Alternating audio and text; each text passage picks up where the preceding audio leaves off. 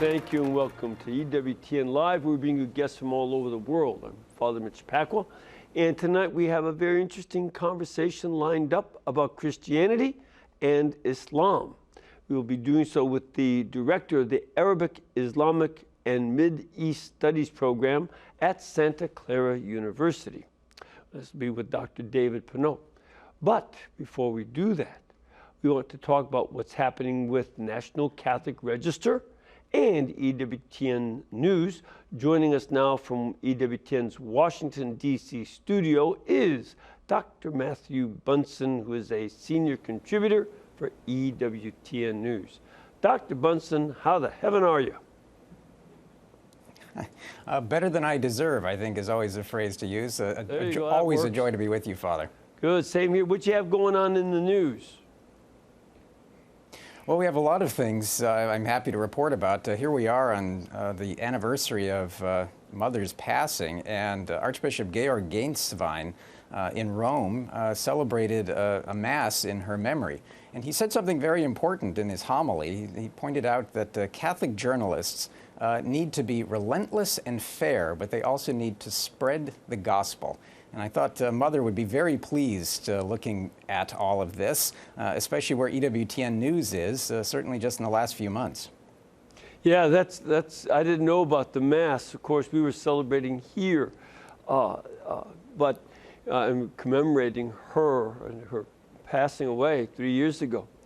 Well, that's good to hear about Rome. That's one of the things that y'all do, is you make available to us a lot of news that otherwise would simply be lost. Anything else going on for the news program? Oh, I think not. I think we lost it. All right, Dr. Bunson, thank you. And we want you to remember to go to EWTNnews.com. You'll be able to keep up with the latest news in Catholic Church and throughout the world. We have a wide variety of news programs to choose from, too. We'll be back in a couple of minutes to begin our discussion about Christianity and Islam, so please stay with us.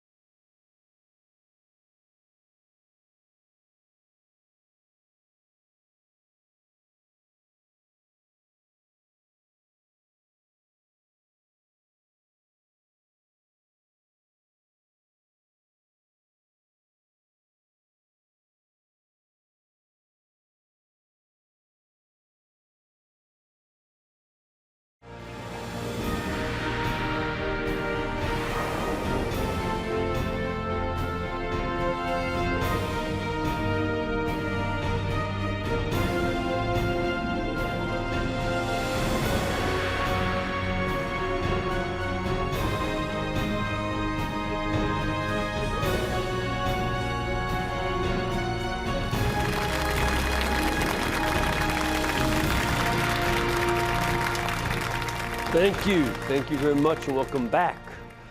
Tonight we have a guest who has lived in several different Muslim countries of different kinds of nationalities, very diverse.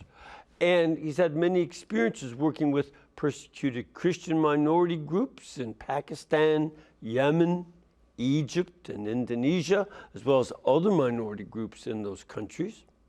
And in his newest book, he takes issue with Christians and Muslims alike, who, for the sake of encouraging interreligious dialogue, seek to minimize the theological differences between the two faiths, especially when they try to minimize the study of Jesus Christ. This is an area known as Christology. It's a very important topic for our time, so let's get to it. Please welcome the author of the book, The Crucifix on Mecca's Front Porch, a Christian's companion for the study of Islam. From Santa Clara University, Dr. David Pinault. Dr. Pinault, good to have you. Welcome, welcome. Thank you. It's a pleasure and an honor to be here, Father Mitch. Now, first of all, since when does Mecca have a porch? Well, that's a very good question. And in fact, the title of the book was inspired by my experience in a certain region in Indonesia. And I should mention that the phrase Mecca's front porch comes from the Indonesian language, Sarambi Mecca, Mecca's front porch. That's actually a geographic designation. Okay. Right? So Mecca's front porch is a nickname that's given by pious Muslims to the province of Aceh. Aceh is the northernmost part of the island of Sumatra, which is part of Indonesia. And Aceh is that part of the island chain that we call Indonesia that lies closest to the Arabian Peninsula. And so people may or may not be aware that actually the largest Muslim population in the world is in Indonesia. That's right. Yeah. That's right. And a lot of the traditionally Muslim countries in the Arab world are just not that heavily populated. Yeah. They're deserts, whereas Indonesia is a very lush place. That's exactly right, exactly. So well over 250 million Muslims living in Indonesia. And for many centuries, because of its proximity to the Arabian Peninsula, Aceh has been the embarkation point for pilgrims, Muslim pilgrims wanting to make the Hajj, or the pilgrimage to Mecca. Hence the nickname Mecca's front porch. Now, Aceh is also the only province in Indonesia that is governed by Sharia law, Islamic law.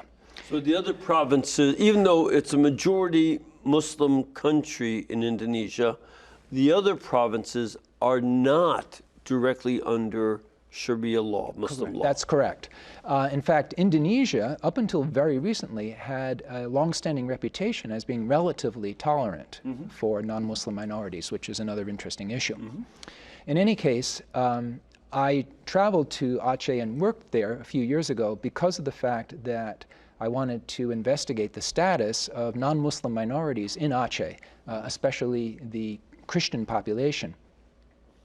And I was aware of the fact that Christians there have sporadically been subjected to really violent and brutal persecution at times at the hands of the Muslim majority.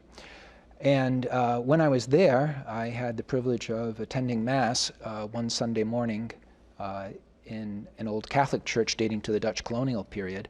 Again, so folks understand, Indonesia had been a Dutch colony. That's correct. These were the Dutch East Indies at one time. Exactly. And so I arrived a bit early and in time to see the procession making its way up the center aisle. The priests, acolytes, worshipers, leading them all was a young girl, and proudly she was bearing aloft a bronze crucifix, okay? And that sight of her, you know, in this atmosphere of persecution and discrimination, carrying the body of Christ on the cross, lovingly but also defiantly, you know, in the face of this persecution, that was a very powerful moment for me. And it's been one moment among many that's linked to the thesis, the argument of the book, that is, the experience of studying Islam can actually serve to strengthen our faith as Christians. See, that's something that would be surprising to a lot of folks, that studying Islam can strengthen our Christian faith. And, you know, I've been blessed with a variety of opportunities to study Islam, and I'm fascinated with it and learn a lot about it. I love that.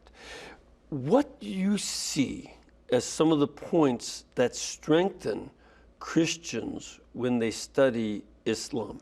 Right, and I want to mention here that, of course, you know, it depends on the perspective that one brings, obviously.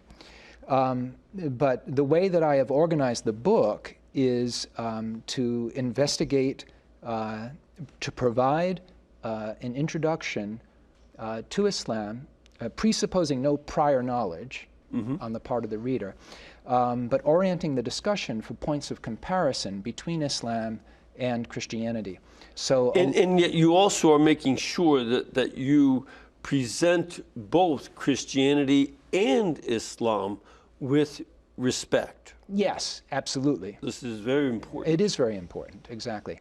And what I do throughout the book is to make available my translations from various Islamic languages, and also my translations from material from Latin, dating from the Crusades, because I also in the book look at interactions between Muslims and Christians during the Crusades.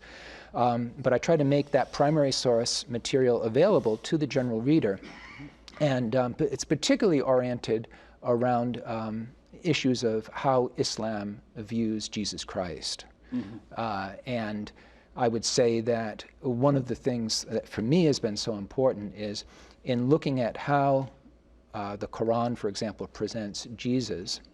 And I should mention here, the Quran mentions Jesus almost 100 times, okay? But it does... Well, actually more often than it mentions Muhammad. Yes, absolutely. Because Muhammad is mentioned by name only 4 times in the Quran. Of course, there are many indirect references, sure. Obviously. But in looking at the Quran, looking at what the Quran has to say about Jesus, the presentation of Jesus is so radically different from what we Christians understand that what it does is it challenges us to reflect on what we understand when we say that we believe in Jesus as Lord. And at the same time, of course, what I'm doing, and I bring into the book a lot of my own first-person experiences as a Catholic Christian living and working in various Muslim countries, as you mentioned. And I can tell you, if you have the experience of being a Christian who's a scholar of Islam, working in Muslim countries, and you get an invitation to give a public presentation on Islam, what's going to happen is people will challenge you, and they will say, now wait a minute, what do you mean when you say that you understand Jesus as divine Lord? And how can you possibly believe in the incarnation? And what's all this with the Trinity anyway? Yeah, I've certainly had those kinds of experiences myself, living and working at different times in the Middle East, and challenging me, why do you believe that Jesus was crucified? Why do you believe that he's God? How do you believe in the Trinity? All these questions. People really, they don't want just to stifle it, they want to understand and know what we mean. Yeah. The hunger for truth is universal. Yes. And so one of the, I think, things that's very important to keep in mind is that when you are living as a Christian in a Muslim country and people come to you with those questions, of course it's a challenge in one sense, and sometimes Muslims may feel threatened because, even if you're not overtly evangelizing, you're still professing your faith in a sense, right? Just by letting people know that you're a Christian. But they're hungry to know. They have unanswered questions, and so I think that the frank exploration of the differences is actually more beneficial to both Christians and Muslims, rather than trying to gloss over or minimize those important... Yeah, people who say, well, really it's about the same thing, there's no real difference, and we all love Jesus, we all love each other, and let's hug. That's not a mentality over there. No, and I think ultimately saying, well, we're all children of Abraham, let's hold hands. I mean, I respect the sentiment behind that, because of course what we want to do is to minimize bigotry, intolerance, etc. And certainly minimize violence. Absolutely. We don't want any kind of violent reaction from either side. Exactly. But at the same time, we should be able to have the courage and the courtesy to be able to explore these differences frankly. Absolutely. Yeah. Absolutely. Now, in terms of, let's start off with Jesus himself. He's mentioned, as you said, over 90 times throughout the Quran. But there's some concentrations, in Surah 19 and a few others, Surah 5 and 4, the key things. What does the Quran say about, the crucifixion of Jesus? Right. Well, the thing to understand, first of all, and that's a really excellent question, Father, is that the Quran presents Jesus as a Muslim. Mm-hmm. It says he's a Muslim. That's right. And just so folks understand, what in Arabic does Muslim mean? What's the meaning of the word? That's right. Well, the word Muslim comes from the semantic root salama.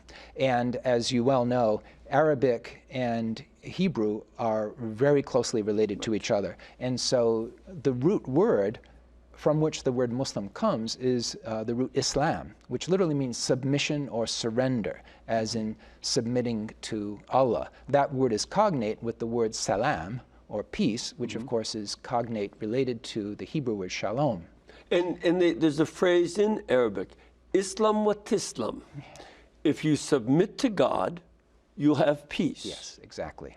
And so in Arabic, the mu prefix refers to someone who undertakes the activity associated with the verbal root. So if the verbal root of Islam means to submit or surrender, a Muslim is simply anyone who submits or surrenders to Allah.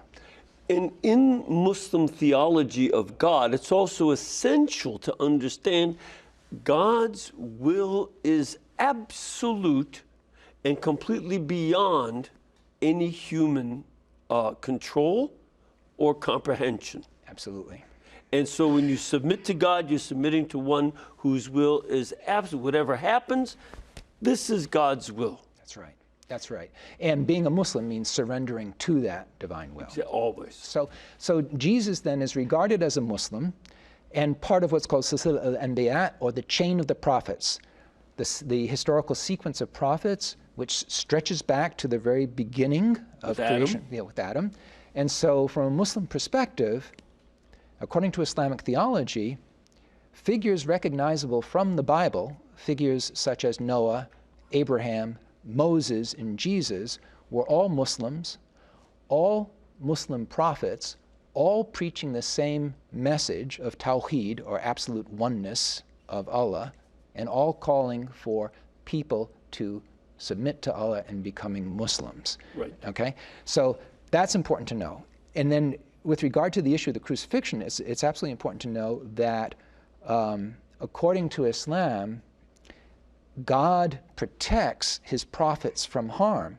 And the Quran itself states, in truth, we will cause our prophets to have victory. We will deliver them both in this life and in the next, both in this world and in the next. And so the Quran denies the crucifixion. The Quran denies that the crucifixion ever took place. In Surah 4. In Surah 4, that's correct. Denies the crucifixion, denies Jesus' death, denies the resurrection. Okay? And hence, also, it's important to keep in mind, the Quran never mentions Jesus in connection with suffering. So there's no concept whatsoever in the Quran of Christ's redemptive suffering on behalf of all created beings. Well, but it's also important to note, the Quran does not believe in a redemption of any kind. Yeah. You are simply to submit. This is how you go to heaven. You submit to God. Christ does not die for you. He does not redeem you. Muhammad does not redeem you. Right. Abraham does not redeem. No one redeems you. Right. It is up to you to submit to God, right. And then. Right. And so, this brings us to an important difference, because in the Quran, Allah is referred to repeatedly as El-Ghani, the one who needs nothing, the one who has no need of us whatsoever. Mm-hmm. Repeatedly, Islamic literature refers to this notion that regardless of what we do, Allah has no need of us, okay? And I contrast that in the book with what is characteristic of Christian understandings of God, because Islam emphasizes the notion of a God who is invulnerable, who does not need us. Yes, he's merciful, right, to his slaves, to his servants, but he does not need us. I mean, that's made very clear. In Christianity, we believe in a God who is so reckless in his love that he's willing to make himself vulnerable. Through the incarnation, God becomes man, and Christ suffers in solidarity along with us, okay? So that we can feel, and this for me personally has been a comfort, throughout my life, the sense that whatever I go through in my life in terms of suffering or anguish of any kind, I can know that Christ has been there as a pioneer before me.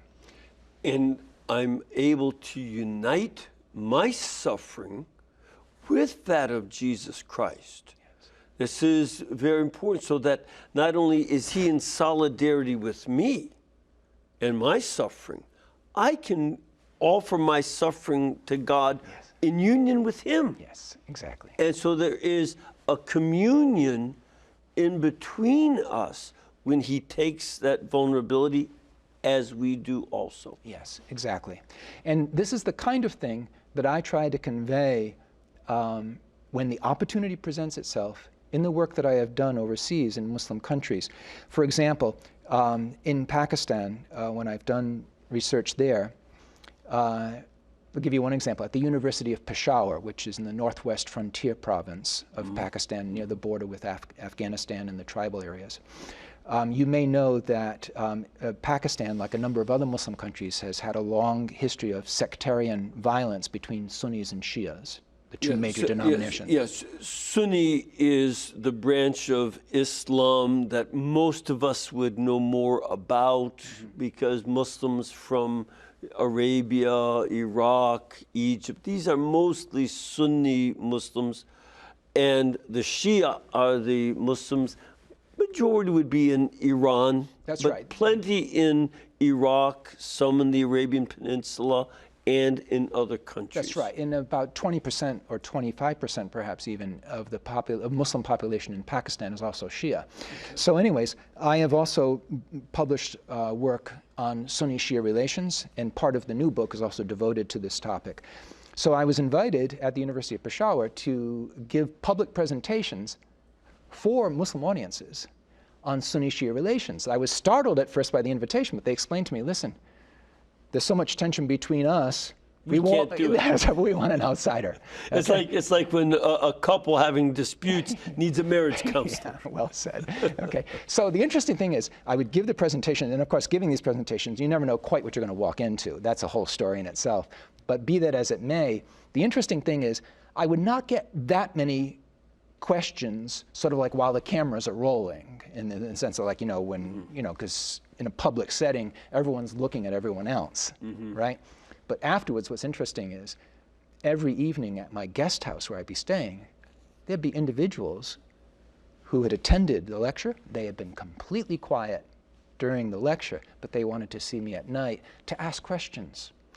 Not only about Sunni-Shia relations, but they would ask me, so what is this business about Christianity anyways? Could you just, it's just one-on-one, just asking privately questions.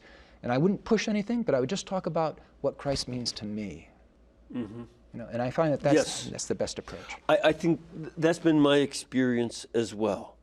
If in the conversation with Muslims, to talk about, what Jesus and Mary mean to me, because the Blessed Virgin Mary is very important in the Quran. She's also mentioned frequently. That's right. And she's a virgin.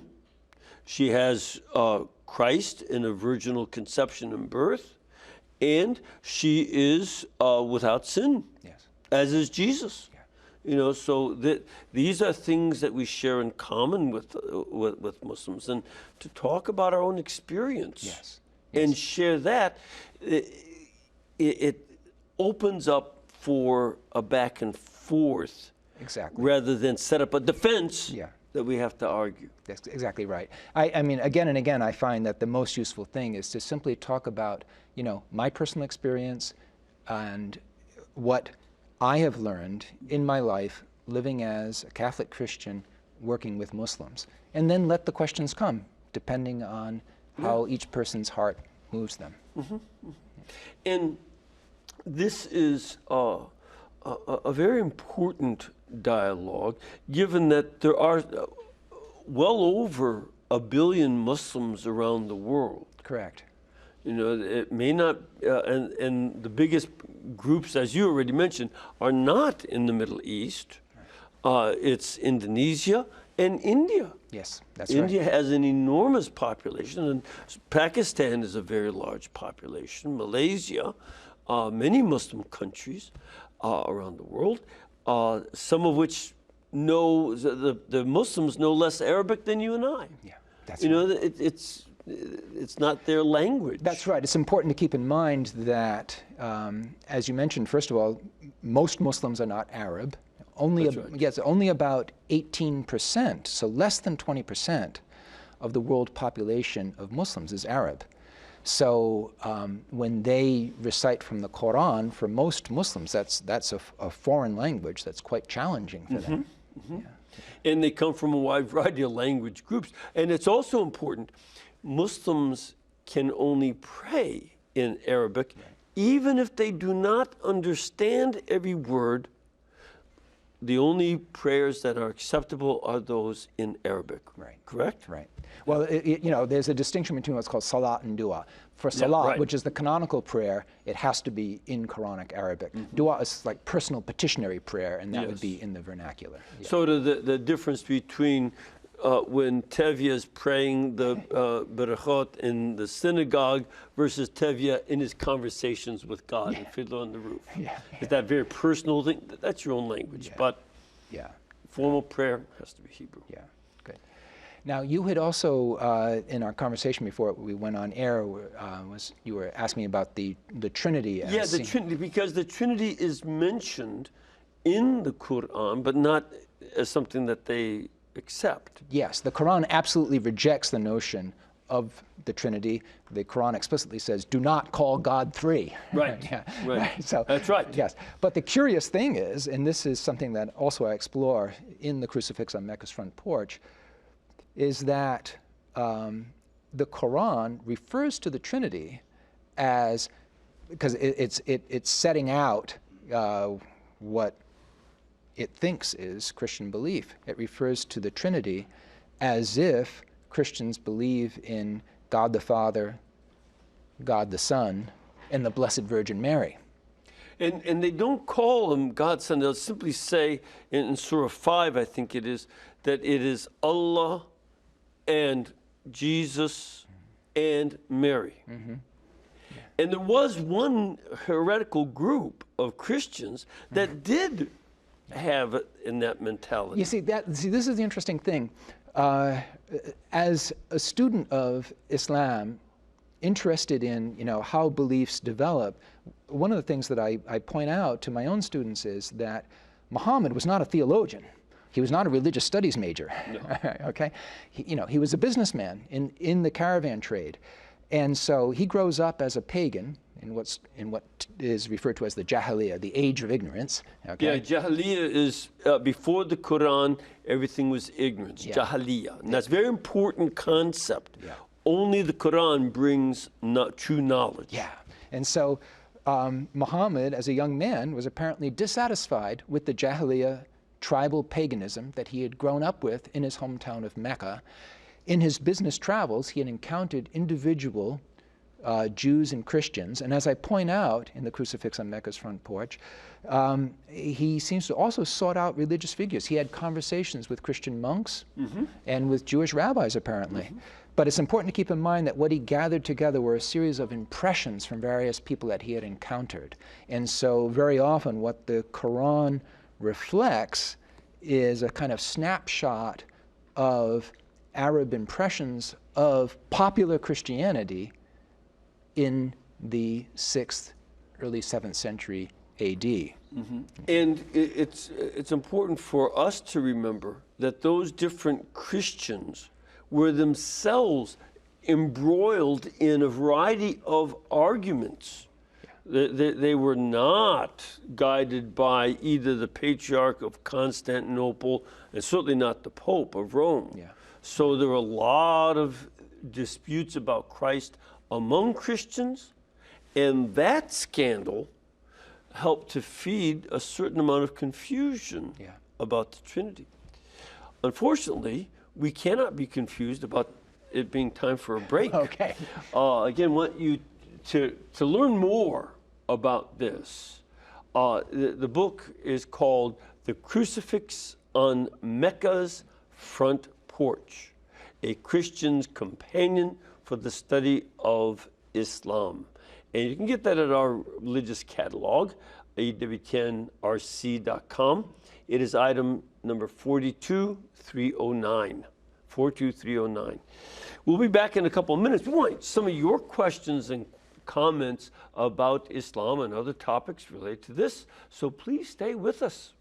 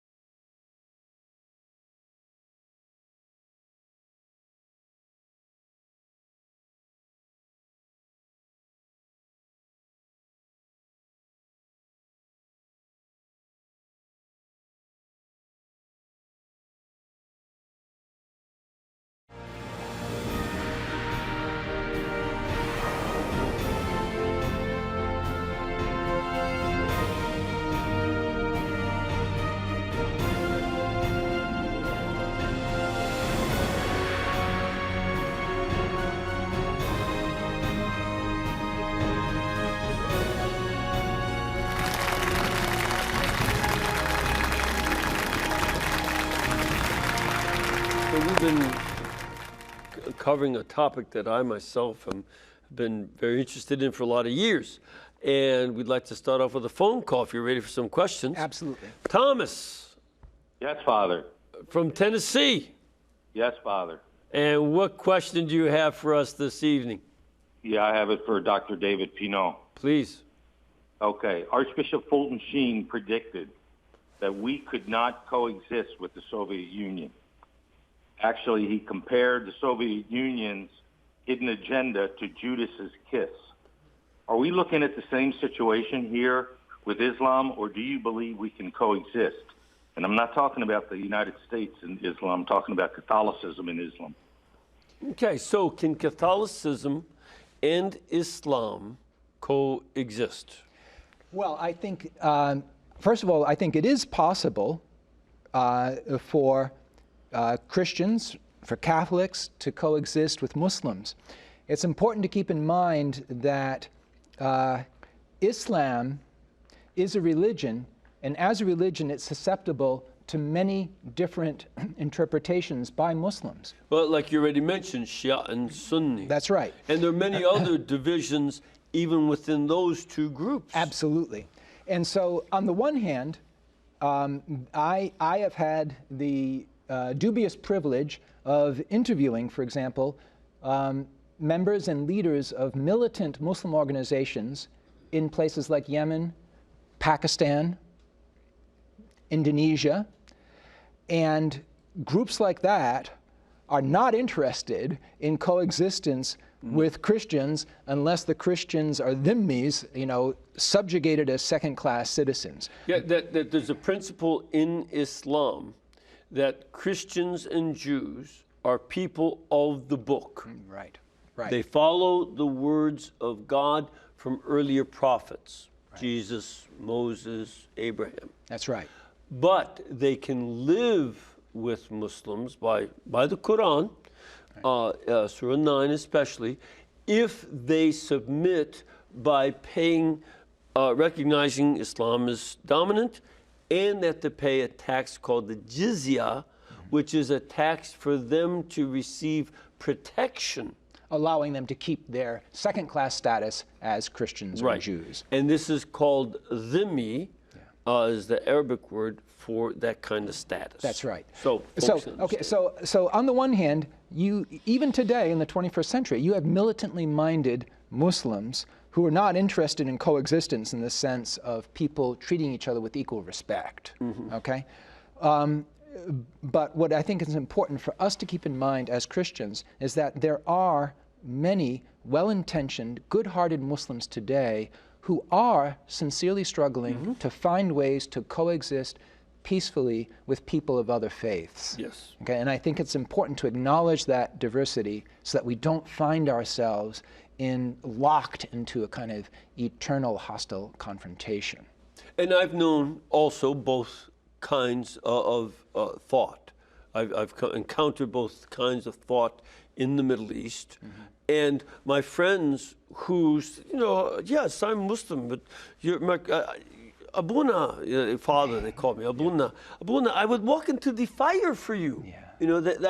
They're friends who would be there to protect me, but they also fear those who would terrorize me. Yes, yes. They fear them desperately. That's right. And it's important to keep in mind that when you look at the record, especially since September 11th, 2001, of the unfortunately numerous terrorist attacks carried out in the name of Islam, right?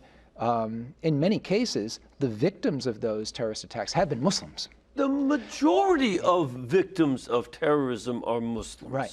Now, and I'll just add as a little sort of side note to all of this that I would say that the number one external international threat facing us as American Christians today actually is communist China.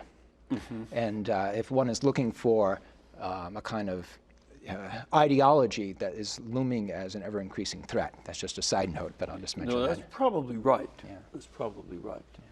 I have a question from our studio audience. Sir, where are you from? Oscoda, Michigan. Good to have you here. Welcome. And what is your question? My question is, why as Catholic Christians, we always make the sign of the cross before we pray? Most other Christian denominations, do they make the sign of the cross? I don't see them doing that. And do Muslims make the sign of the cross before they pray? Can you explain why they do and why they don't? Sure. I'll take the second half of the question first. Take that first, the second half of that question first. Do Muslims make the sign of the cross when they pray? Absolutely not. And the reason why is because of the fact that Muslims reject the idea of the crucifixion. This goes back to something that Father and I were discussing earlier.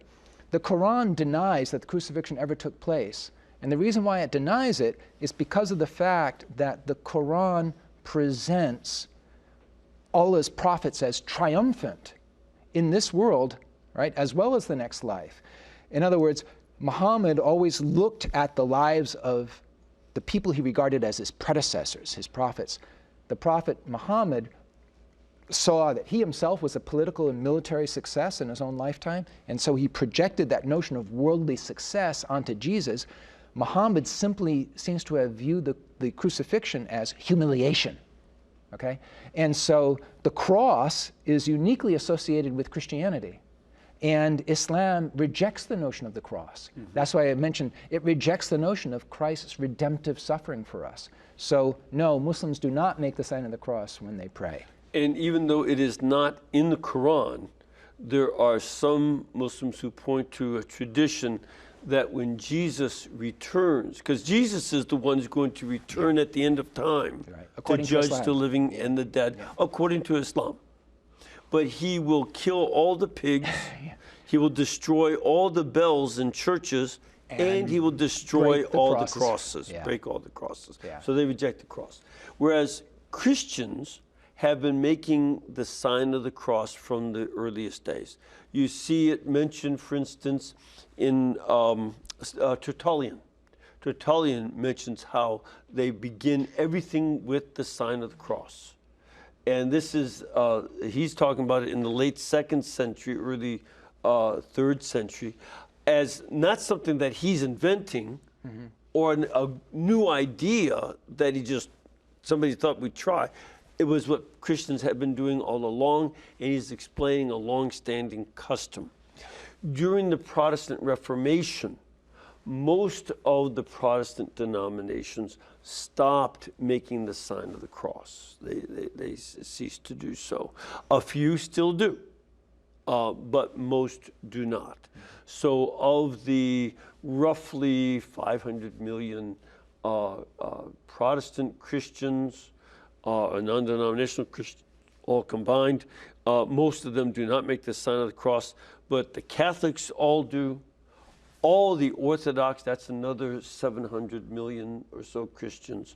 So most of the nearly 2 billion Christians do make the sign of the cross. It's about a fourth do not. Okay.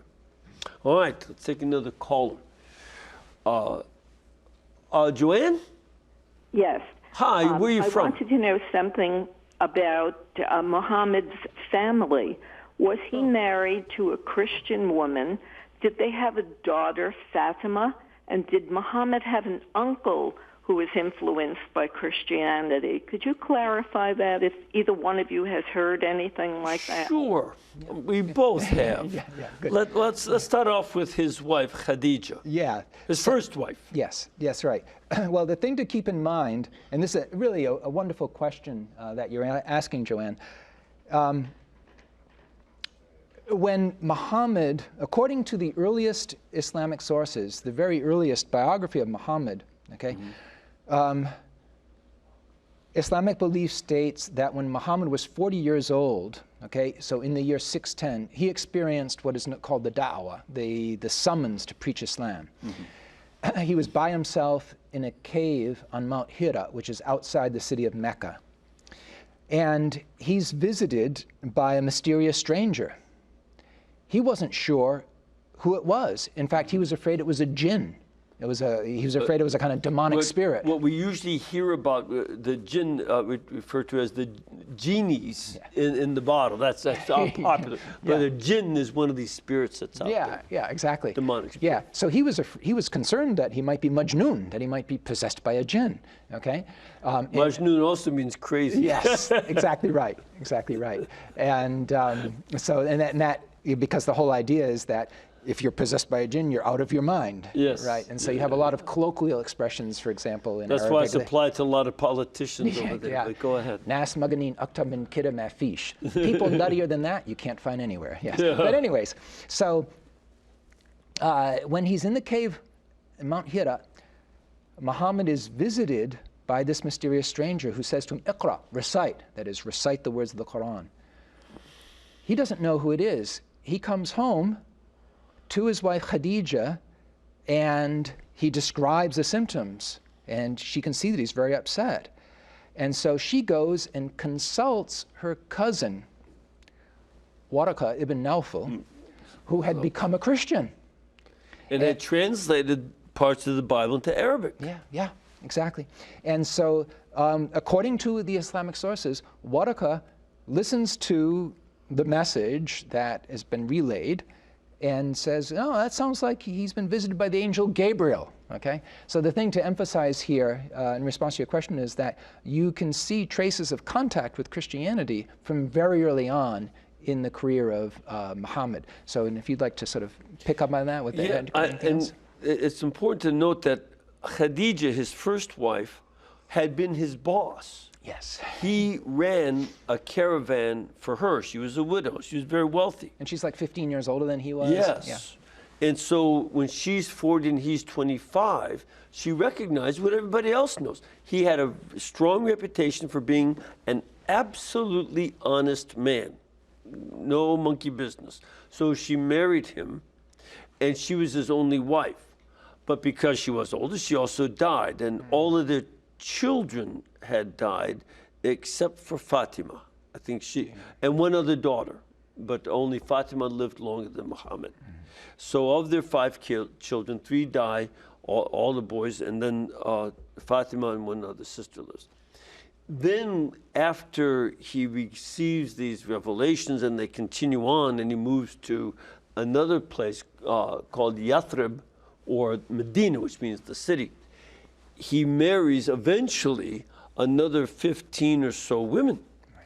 And he has a number of children by them. And one of his wives is Aisha, and that's his youngest wife, but it's his favorite wife. And he has a variety of others. And partly the Sunni and Shia difference is that the Sunni are associated with Aisha, his favorite wife, and the Shia with his daughter, you know, the Fatima. Good. So that's all part of it. But she is the only one of his children who outlives him. Even with the other wives, all the children died in childhood. Yeah. So that's some of the contact. Yeah. Sir, where are you from? I'm from San Antonio, Father. San Antonio, Yes. great city, one of my favorite. Thank you. What is your question? My question is, in the practice of Islam, with your experience, your exposure to some of the Eastern states, countries, can you contrast the practice of Islam with the typical American, or if there's such a thing as a typical American Muslim, contrast that with the practice of the faith in other countries? Yeah, so in terms of worship, first of all, I would say that the basic practice of worship is the same within denominations. I mean, if you compare Sunni and Shia worship, there are differences which from the outside would seem relatively minor, but from within are quite significant. Purely in terms of worship practices, in terms of what's required of the faith, you could say that that's universal. Socially, the picture becomes more complex and more interesting in the sense that, first of all, I would say that, and this is something that many listeners may not be aware of, in general, Muslims in the United States are slightly better educated and slightly more affluent than the average co-American, other American citizens. And that has to do with our immigration policies and how one qualifies to get a green card and so forth. The reason I mention it is because of the fact that, relatively speaking, I would say that American Muslims are quite well integrated. I mean, there are exceptions, right? Yeah. But quite well integrated into American society. I have often gone with my students to visit mosques, here in the States as part of the courses that I teach, an opportunity for Christians and Muslims to interact and for my students to witness Muslim worship. And again and again, what I hear is that, the vast majority of American Muslims are very glad, very grateful to be living in the United States of America, partly because of the fact that, for example, linking here to the sectarian differences we noticed before, that overseas, in Muslim-majority countries, there are Islamic denominations like the Shias, minority group, Ahmadis, for example, some Sufi groups, right? Ismailis, right? Who are all persecuted. But here in the United States, they can set up their own mosque, worship freely, and they're protected. Nobody bothers them. No. Okay? You contrast that, say, with the situation, for example, in France, very different situation where approximately close to 50% of the prison population in France is Muslim, right?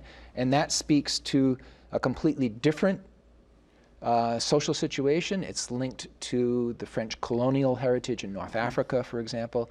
It's linked to problems with lower economic levels of the Muslim migrants into France. Right. Difficulties with integration, different job opportunities, etc. So those things actually are quite important. If I were to point to one difference in ritual, I would say that for anyone who has studied Shia Islam, and again, this is something that I talk about in the Crucifix on Mecca's Front Porch, in the discussion of Shiism, every year during the month of Muharram, Shias venerate the memory of the Prophet Muhammad's grandson, Hussein ibn Ali.